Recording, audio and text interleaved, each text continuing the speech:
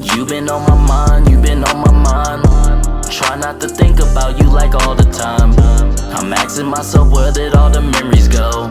It's hard to be myself ever since you've been gone. As I'm chilling at this party, I realize I don't even want to be here. I'd rather be alone with you, and this liquor make it hard to see it clear. Always wondering if I'm good enough, but you make me feel like I am. I've been stressed a lot, but I make it out, and that's just the person I am. Yeah. It's me, SimbaTv.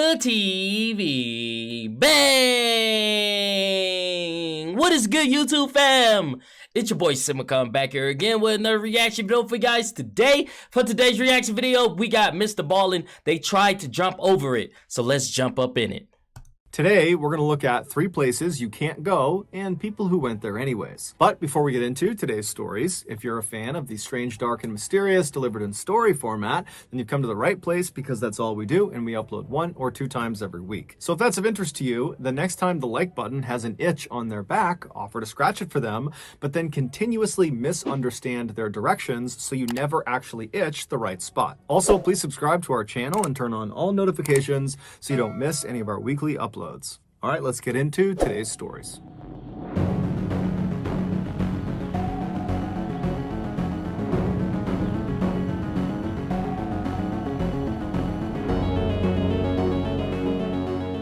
On January 1st, 2015, a family in South Yorkshire, England, gathered at a restaurant for their annual New Year's Day lunch. But one member of this family who said they would be attending didn't show up. It was 50-year-old Stephen Winfrey, who was an unemployed, divorced father of 2, who in recent years had become quite depressed. When they reached out to him on his phone and he didn't pick up, the family pretty quickly started to worry that something could have happened to him, that, perhaps he did something to harm himself given his mental state. But his sister, Nadine, who was at this lunch, she reassured the rest of the family that she had spoken to Stephen the night before and he was in great spirits and had told her that his plan was to go rabbit hunting the next day on New Year's Day before heading over to the restaurant for lunch. And because Nadine knew that her brother recently had really taken a liking to rabbit hunting, it was one of the very few things that actually made him happy, she told the family, look, I bet you anything he just lost track of time and he will get here late, or maybe we won't see him at all, but at least he's out doing something that makes him happy. And so the family was reassured by this, and so they sat down at their table, they ordered their food, and the whole meal, everyone's kind of looking over at the front door, expecting Stephen to come strolling in at any minute. But when they finished up eating, he still had not arrived. And so as the family was getting ready to leave the restaurant and head back home, they all decided that, you know what, I'm sure Stephen is fine, he's doing something he loves, I'm sure he did just get carried away, and so we'll just wait for him to contact us. And so the family, they all leave the restaurant and they spend the rest of the day at their respective households, and then the following morning they all get in touch with each other and they discover that still no one has seen or heard from Stephen. And so at this point the family just felt like there was something off about this. Yeah, for sure. They contacted the police and they reported him missing. As the police were getting ready to head out and begin looking for Stephen that day, they received a call. Stephen had been found. Although the exact details of what happened to Stephen may never be fully understood, this is the best theory that the police have come up with. On New Year's Day, January 1st, the day Stephen was supposed to meet his family for lunch, he had gotten up early and headed out to a nearby forested park to do some rabbit hunting, just like he told his sister he would be. He had gone to the park with his dog and some ferrets. The way Stephen caught rabbits is he would release these ferrets into various rabbit holes, and then he would stand back with his rifle and he would wait for the ferret to run the rabbits out of their holes, out into the open, and then he would raise his rifle and shoot at the rabbits, and then his dog would run over and grab the rabbit and bring it back to him. And so all morning long he was doing this with relative success, and then something happened to where Stephen decided he needed to actually look inside of one of these rabbit holes. Perhaps one of his ferrets got stuck or one of the rabbits got stuck, but either way he wanted to look into the opening of one of these rabbit holes. And so he walked over to it, and apparently he couldn't quite see whatever it was he wanted to see. And so he got down on his hands and knees and stuck his head into this rabbit hole opening. Now, these openings to these rabbit holes are pretty narrow. Yeah. And so once he forced his head inside, it got stuck. He could not pull it out again. And so all around the outside of this hole where his head was stuck, there were these deep divots that his hands had obviously dug once he realized he was stuck, because he was trying to dig the entrance a little bit wider to get his head out. But as he was working really, really hard and laboring to kind of dig this hole out, he was burning up the very limited amount of oxygen that was inside of this hole. Shit. And so very quickly, as he was trying to save himself, he would have started to struggle breathing because there just wasn't enough air in this hole. And so when it became clear he was starting to suffocate, he abandoned the approach of trying to dig himself out and began trying to contort his body outside of the hole at really extreme angles to try to pop his head out, even if it meant breaking his neck in the process. But no matter how hard he tried, he just could not get his head out. The following day, January 2nd at 4 p.m., this is after Stephen has been reported missing, a person walking through that forested park, they found Stephen. They saw his body poking out of that hole at a really extreme angle, and so they called the police. The police showed up to the park, and they confirmed that Stephen was dead. He had suffocated. His death was not ruled a suicide. It was determined to be an accident. As for Stephen's dog and his ferrets, they were found near his body and they were unhurt. Before we get into our next story, I want to talk about today's sponsor, Current. Nowadays, virtually everything we do in our lives is done either exclusively online or there is an option to do it online. And I think we can all agree that that represents progress. I know that I opt for the online option virtually every single time. But there is one area of our lives that seems slow to evolve, and that is banking. It's shocking to me that in 2021, many banks still require us to actually go into their physical location to handle certain aspects of our account. And I don't know about you, but I don't like the idea of sitting in front of a bank rep and making major financial decisions while someone is literally waiting for me. That's so stressful. After signing up with Current, which is a mobile banking app, they send you your very own custom debit card. Here's mine. And then after that, everything is done online. They have a great rewards program. They have a great savings program called Savings Pods. No more pressure, no more inconvenience, just money management done exclusively online the way it should be. Also, Current and I are going to be giving away $10,000 to you all. The way it works is you go download Current using the code MrBallen, and then you could be one of 20 people that receives $500 from this promotion. Okay, back to the stories. Nice. Brian Joplin was born in 1972 and was raised in this tiny town in Oklahoma called Hugo. He was a big guy, so growing up, he was always encouraged to play football, and he did, but his real passion had always been working on cars. It was something he loved to do, and he was extremely good at doing. After he graduated high school, he stuck around in Hugo doing some auto body work, but he got this feeling that he should do something bigger with his life.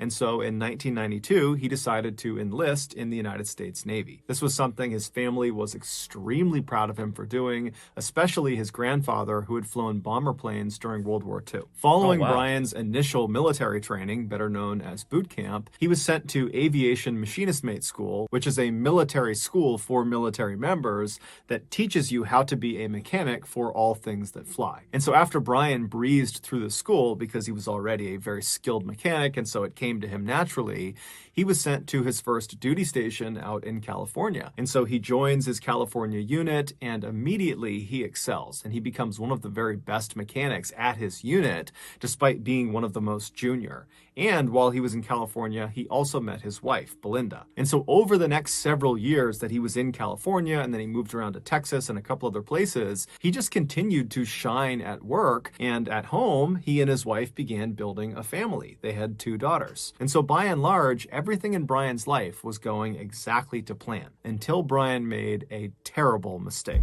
Fast forward to October 4th, 2005, and Brian, who was 32 at the time, was deployed with his unit to Bahrain, which is a country in the Persian Gulf. That particular day, Brian, along with 2 other mechanics from his unit and 2 pilots from his unit, had been tasked with flying from Bahrain north to Kuwait, which is another country in the Persian Gulf.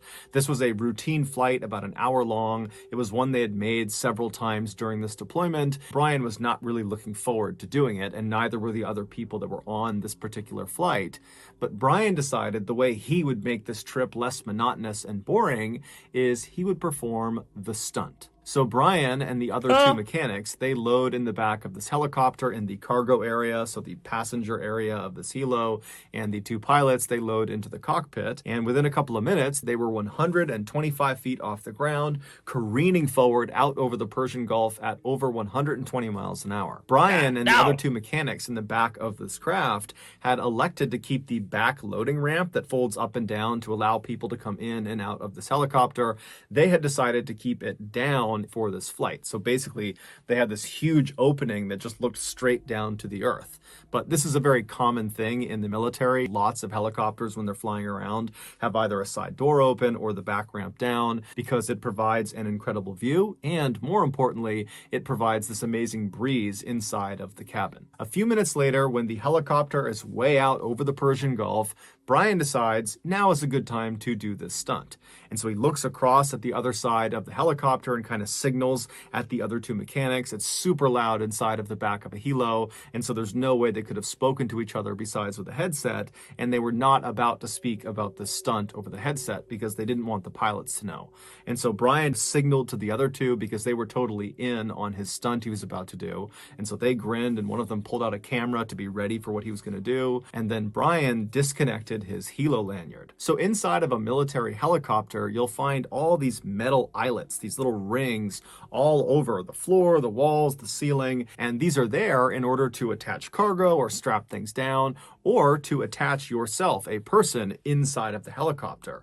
And so the way you do that is by using your helo lanyard. It's this belt you wear that has this special strap that comes off the front of it, and at the end of this 1 or 2 foot long strap is a carabiner, a clip, and you clip that onto any of those eyelets. And so that keeps you from flying out of the helicopter if the pilots need to maneuver suddenly, or if you lose altitude. Anything can happen inside. And so Brian removes his helo lanyard and then grabs this stretch of nylon rope. It was like a crudely built safety harness that kind of functioned like a helo lanyard in the sense that there was a carabiner on one end, and on the other there was a way to attach it to yourself.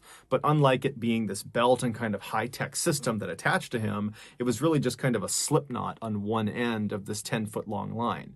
And so Brian most likely had built this 10-foot long safety harness for this particular stunt, or someone else had. But either way, he picks this up after detaching his helo lanyard, and he puts the loop end of this 10-foot line, the slip knot end, over his head down to his waist, and then cinched it tight. And then he very carefully stood up and walked towards the back of the helo, and then he clipped the end of this 10-foot line with the carabiner into one of the eyelets on the ground, right where the back ramp begins to go down.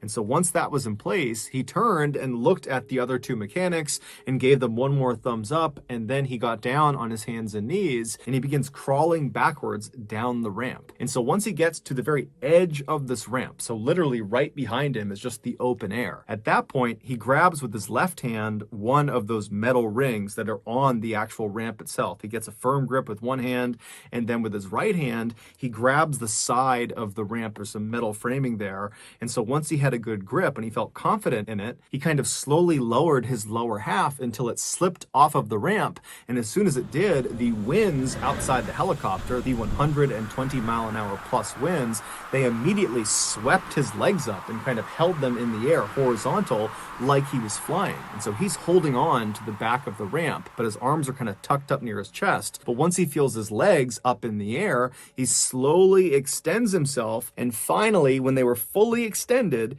he was officially doing the Superman stunt. This was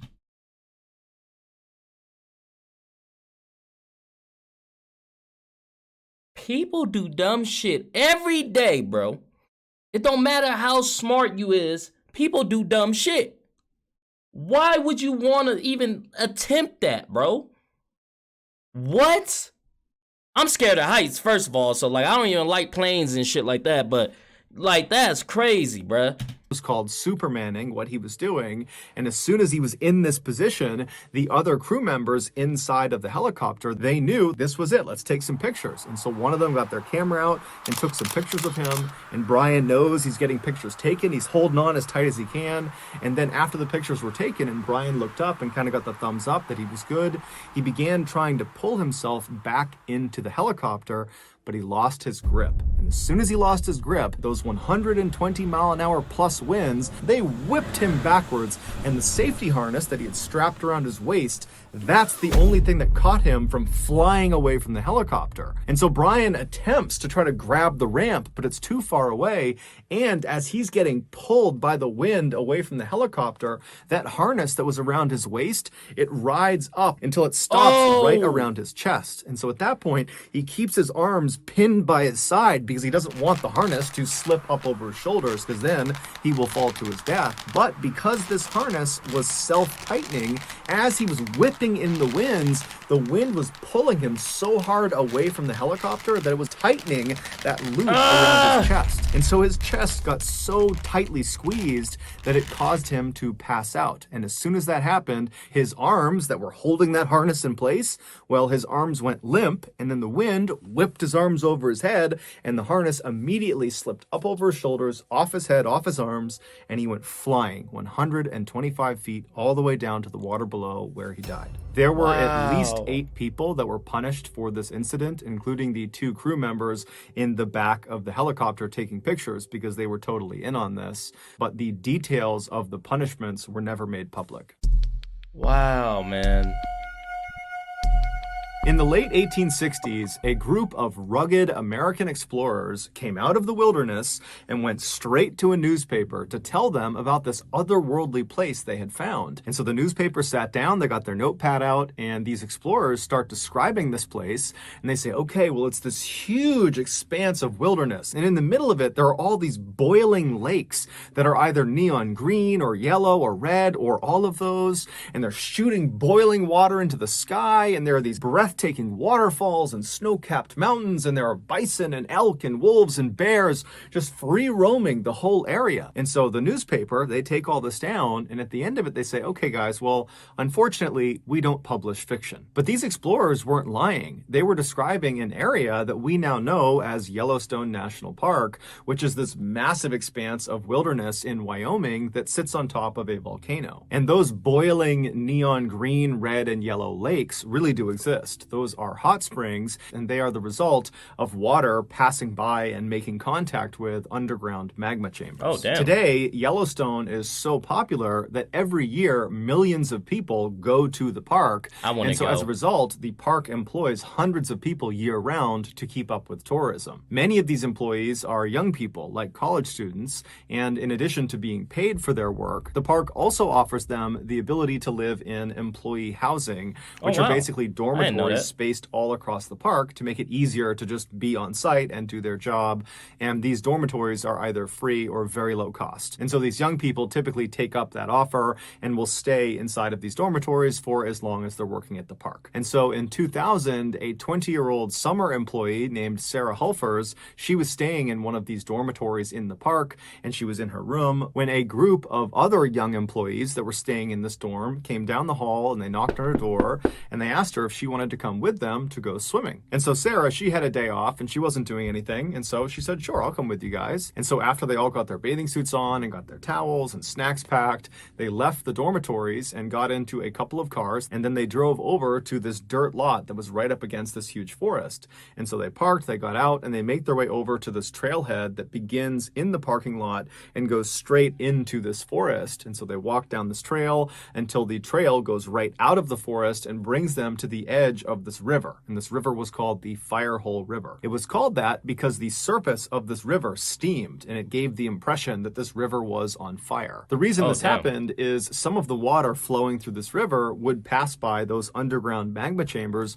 warming it up. And so this is a lot like the hot springs, except on a much smaller level. The hot springs are boiling, whereas this river was just slightly warmer to the point where it would steam. So totally safe to swim in. So Sarah and the rest of the this group, they come out of that trailhead and they're standing on the edge of this beautiful river, and they walk down to the edge and they all jump in and they have this great day. They're swimming around, they're playing games, and they were only expecting to be there for a couple of hours, but they were having so much fun that before long, the sun had gone down and they were still in the river. And so when it was dark out, they finally climbed out of the river and they toweled off. And then they realized they had a bit of a problem. Because they did not expect to be there for as long as they were, no one had brought flashlights. And the way back to the parking lot would be going along that trail through the forest. But that was a pretty far trail, and it's totally pitch black out. There's no ambient light. And realistically, there's some pretty big animals that live inside of that forest. And so some people in this group were a little bit nervous about walking through this forest. But ultimately, about half of the group said, you know what, whatever, let's just run through the forest and get back to our cars as fast as we can. I'm sure nothing will happen to us. And the other half decided they would look for an alternative route that would skirt the forest and allow the moonlight to be their guide along the way. That second group was made up of Sarah, along with two 18-year-old boys named Lance Bucci and Tyler Montague. So Sarah and these two boys, they're standing there and they're watching the first group go into the forest and disappear. And then she, along with these two guys, they turn right and they begin skirting the river and walking around the forest.